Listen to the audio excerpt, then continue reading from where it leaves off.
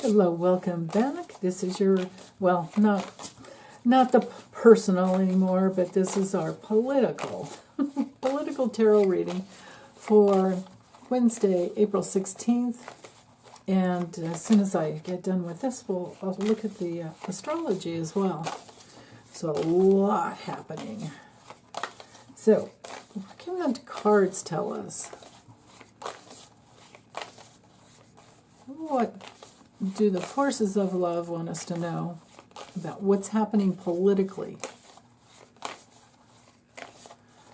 Wednesday, April 16th, 2025. There. Whoa. Oh, didn't we have this card before? Okay, this is the theme for the day. Wow.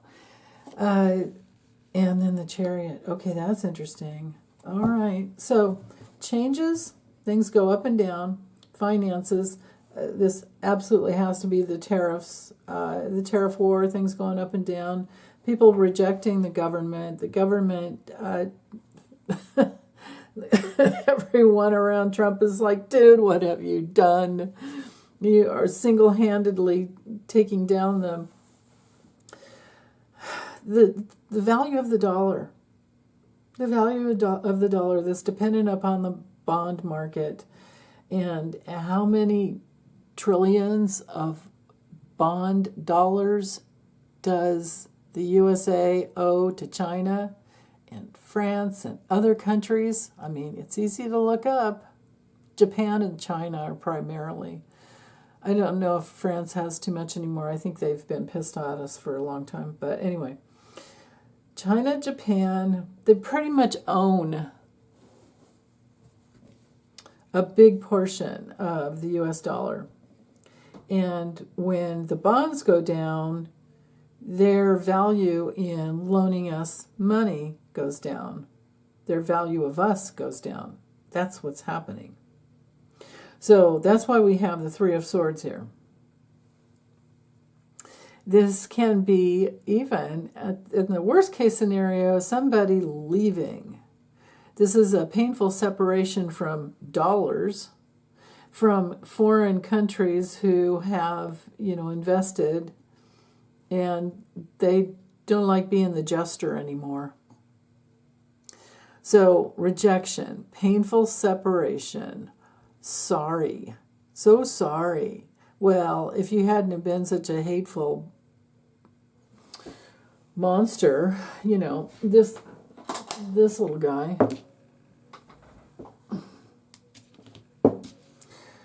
then things wouldn't be so bad.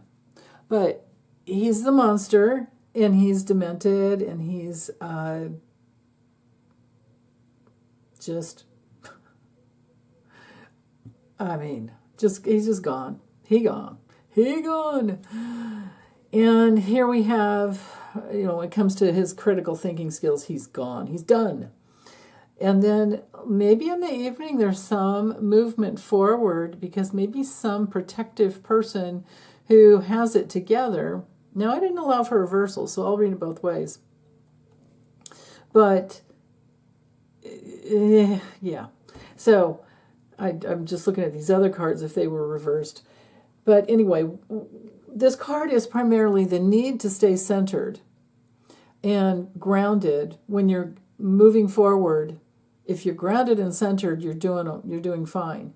If you're not, your energy is scattered dualistically. That's why we have the dark and the light here, whether it's sphinxes or horses or whatever. If you're going in two different directions at the same time, something's not going to work. You won't have success. You'll fall over, you'll get in an accident, whatever. So victory, success, and all the good stuff that can come from the Chariot depends entirely on whether there's a centered, determination. And if this card were reversed, because I didn't allow for reversals, but if I did, I would think that this card would be reversed, would definitely be talking to or speaking for the lack of control and the lack of direction in this demented, moody, idiot in the White House or Mar-a-Lago or Bedminster, wherever he's golfing. It's all he's doing is golfing and grifting. And if we were to read the Two of Pentacles in the reverse position, this is a lack of the ability to negotiate with other countries. When it comes to tariffs, that's not a good sign. It's financial, just everything going in all different directions. Like it's so disorganized that you can't keep any plates spinning. You're dropping everything. This is him. This is all Trump.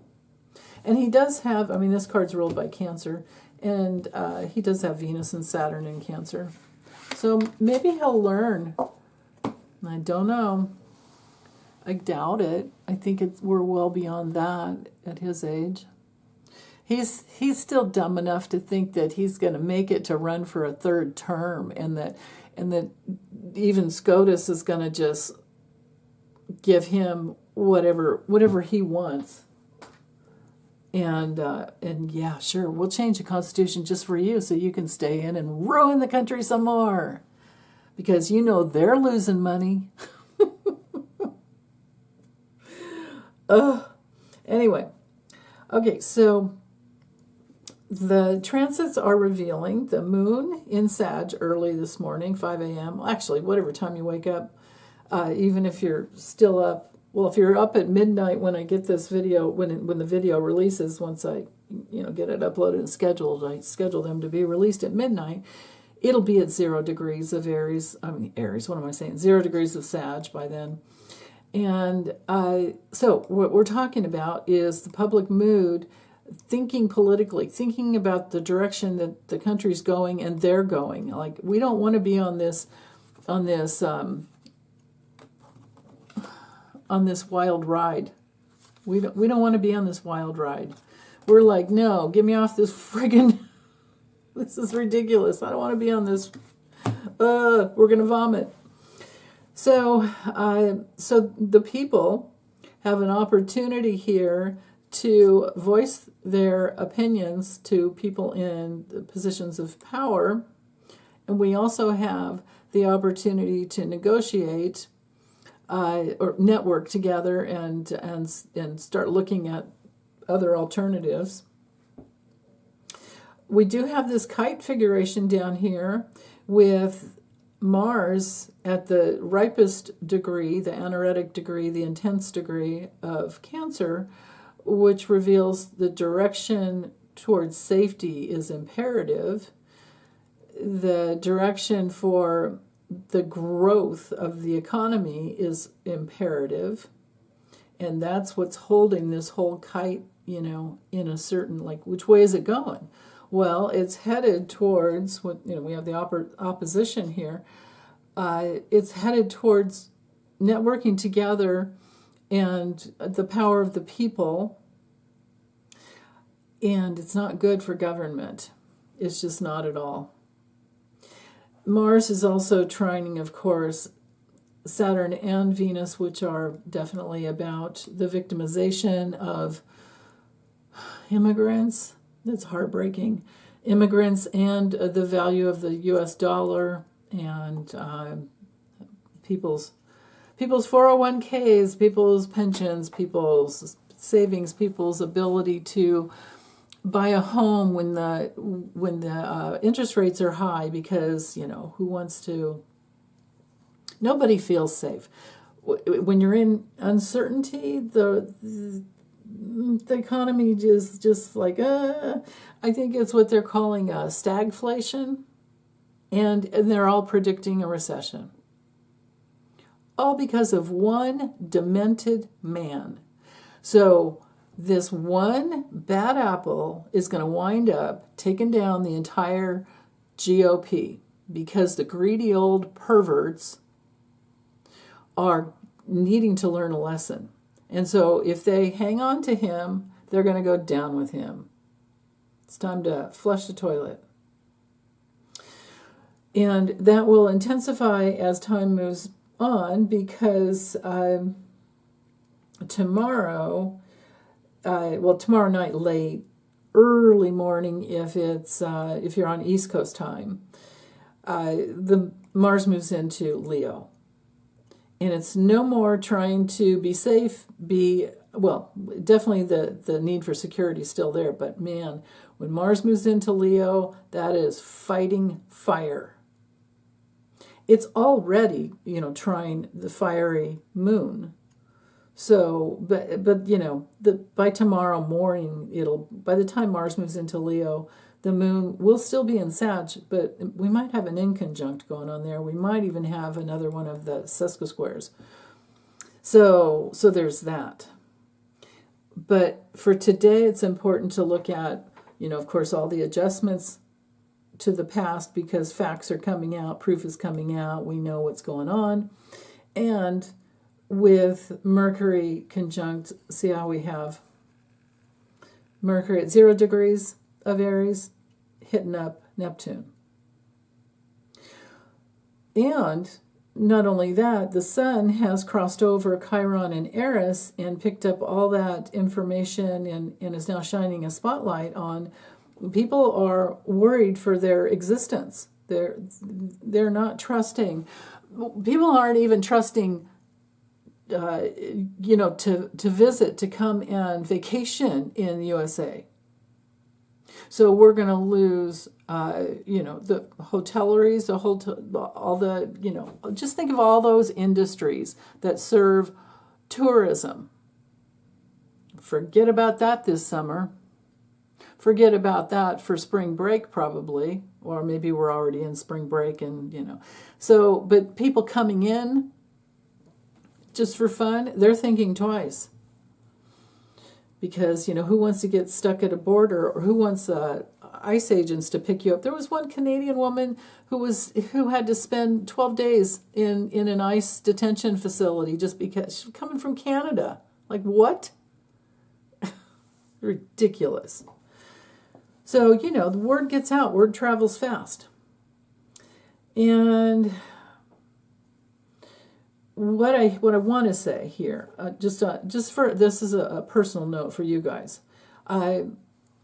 Mercury hitting up Uranus. I'm sorry, what am I saying? Neptune. So Neptune. Well, first of all, Mercury is words, relates to transactions, relates to sales, relates to votes. We don't have any voting going on, but maybe signing petitions, things like that. Speaking up. When Mercury is in Aries, the change is complete. I mean, the expression of the words is full of fire. It's full of not wanting to be left out. It's full of sometimes impulsive words, not thinking things through. And that is especially true when it's conjunct Neptune, because Neptune is often coming from Mercury with Neptune.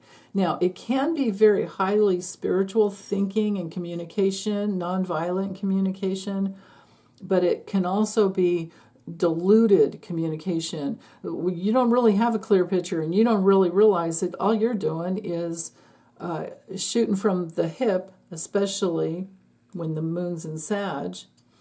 Now, I love the sign of Sag. It's intuitive, but it's outspoken, right? So with this fast connection here, hooking up with Mercury and Neptune this morning, be very careful with your words. Be very, very careful with what how you respond to comments. We are still in Mercury retrograde until April 26th, and it's still the propensity to be misunderstood and to respond from that misunderstanding is very high. It's very high. And until Mercury gets to 9 degrees of Aries, we're still in that retrograde. So Mercury's going to cross over. It won't be long. It'll cross over Neptune, but then it'll be headed towards Chiron over the days and weeks.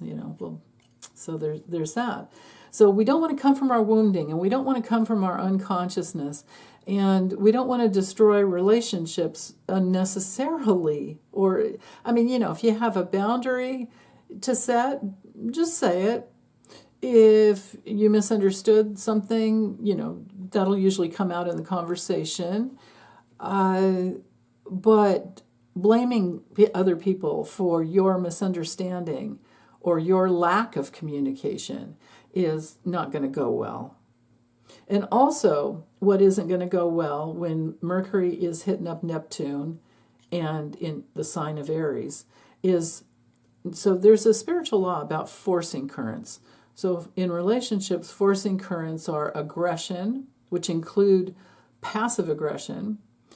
There's submission, like giving to get. And then, of course, when people do that, they end up feeling resentful. And then there's withdrawal. That's when they're just, gone. They ghost you, okay? Or they might be around and with you, but they're not speaking up, and they're not telling you how they really feel because there's a fear of rejection. So in those kinds of relationships, we have to be careful. We have to be honest.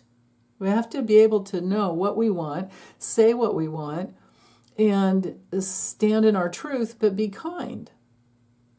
So if that's not happening in relationships, it's just not going to go well.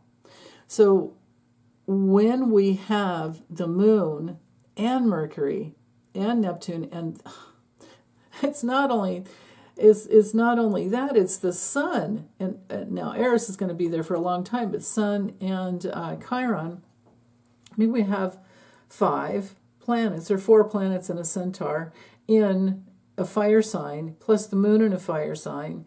So we're talking here the forcing currents of aggression. It can still be some passive aggression going on with all this, Piscean energy up here. So passive aggression is, people don't, it feels even worse than regular just being in your face and saying what you feel or what's going on for you. It's that two-faced sneaking around behind each other's backs. It's maligning, it's colluding, and colluding with someone else and then maligning against another person. It's all kinds of nastiness that doesn't make for healthy relationships. So that those forcing currents of aggression and passive aggression are on the table today. So you might want to be careful. You might want to be very, very careful before you respond from an emotional reaction. And know that when you're coming from emotional reaction, it's always connected to an issue from the past. So what pisses people off the most is being disrespected, maybe not being seen and heard, or maybe being misunderstood. But if they don't speak up and say what's true for them, we don't know. And then, of course, we're going to misunderstand, right? But humans want and need connection. So if we can focus on the spiritual law of brotherhood and sisterhood and use the Pisces energy over here for forgiveness, then we can just move forward and just hold space in our hearts for people to come around, and they might say they're sorry and they might not, and that's okay. It's just, but you just have to give them the benefit of the doubt and then forgive, unless they're right in your face and they're trying to hurt. But now on another level too, with the reason I wanted to bring this up with Mercury or another thing to say about it is with Mercury and Neptune, this can be invasively coming towards someone because you want that connection and you've got something to say, but there was never an invitation from the other person, or there was never there was never a what would be the best way to describe it? Like even an inkling that there was that opening to a relationship. And then you've got the other person on the other side So maybe, I guess, I don't know which side to put, which side you might be on. But in relationship, if there wasn't an invitation, or there was a boundary already set, or a statement saying, I can't, but they're still coming at you, they're going to just end up shutting the door or running the other way, because you can't connect from that place, right? If you've got a wall over here, I don't know, how can I do this? Let's see. Here's a heart. Here's a heart that wants connection. Here's a mountain of an obstacle in the middle. It won't. Oh yeah, it does stay up. Okay, but visually that doesn't work. Imagine this is upright. We've got the heart over here, or maybe I'll put the heart over here. Okay, and then the connection to come together. Well, there could be the opportunity for a new relationship. That's where we've got the egg there. I don't know what I'm doing here. I'm playing. And then to come together over here, I don't know, maybe I'll use this bracelet my sister sent me. I have this other, let's see, this crystal over here. This one's pretty cool for just visually, like everything coming together. This might be like a healthy relationship, but you can't get here without this, with everything being clear in the communication realm. And if this little heart over here has a forcing current, you can't get past this mountain here, this wall, because there's a boundary. So you need to take your love somewhere else. And you need to not blame the other person or call them, say that they're, being a certain way with you when they're not. Because there was never any invitation. Right? So my point is, in healthy human relationships, boundaries are just essential. They are the only thing that works. Otherwise, two people are not healthy. They're dependent and codependent, and they're manipulating, going back and forth, and one's rescuing and one's needy, and then they get somebody starts feeling smothered, or somebody starts feeling resentful, like, because you're the superior one in control. And I mean, it's just, the dynamics are sick. Okay? So, be careful about those things, because Venus in Pisces with Saturn is all about those types of lessons. So this goes beyond, this has nothing to do, well, this is another part of Venus, because Venus is money and relationships, because remember, Venus rules Taurus and Libra over here. So, yeah, so there's all of that. And if you want to zone in here quickly, notice that Venus at 24 degrees is sextiling Uranus, so we have opportunities for a fresh perspective in relationship and freedom in relationship. But not if there's any codependency going on over here. Well, it could be any sign that's doing that, actually, that doesn't have to be Cancer. But, the polarities of all the active,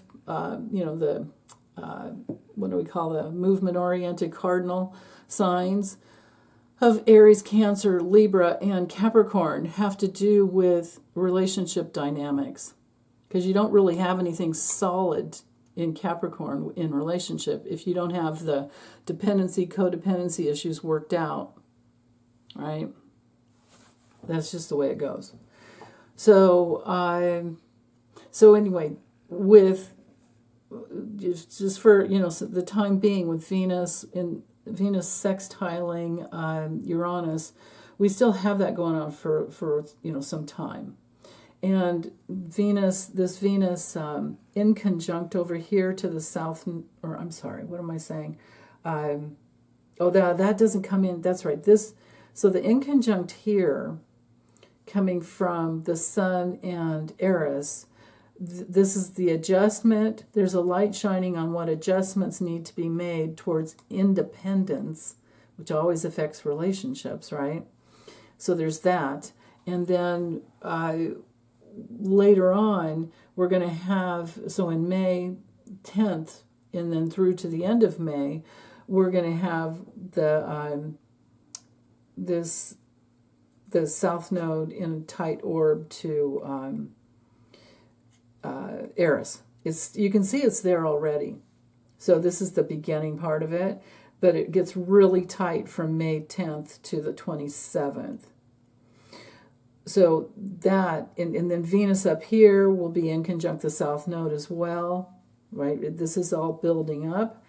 So we're going towards a period that is all about getting as healthy as you can with your relationship with yourself, and then only from there, and that would be, Chiron and Aries and all the Aries energy, it's all about, self, okay?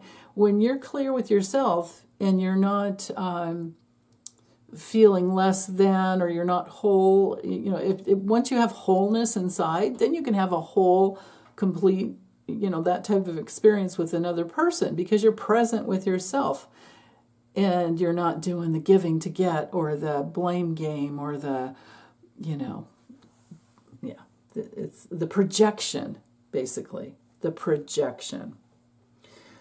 So it's imperative to do the relationship work, and that is literally what Venus and Saturn together is for personal relationships. So I just wanted to bring that up, because notice, all these conflicting, kind of combative oppositions going on here to the South Node. Right? I mean, it's a lot. Saturn and Venus together will be, so Saturn will teach and limit and give lessons in the realm of relationships and money. And when you've got an opposition to the South Node in Virgo, what we're dealing with will be reflecting on the past, not liking feeling cluttered or smothered, or like things are not in divine order. We will not like rescuing. We will not like feeling like a slave in a relationship. We will not like the health effects of stress in relationships. So this is it. The time is ripe, and it's not just our relationships with each other. It's in the world. Everybody wants to be safe, and man, soon as Mars moves into Leo tomorrow night, and early Friday morning, all bets are off. So there's that. There's a whole lot more, but this will get too long if I keep going. I'll talk about it tomorrow. Okay, take good care, you guys. Have a wonderful day as always. Best you can, right? Do your best. That's all we can do. Bye.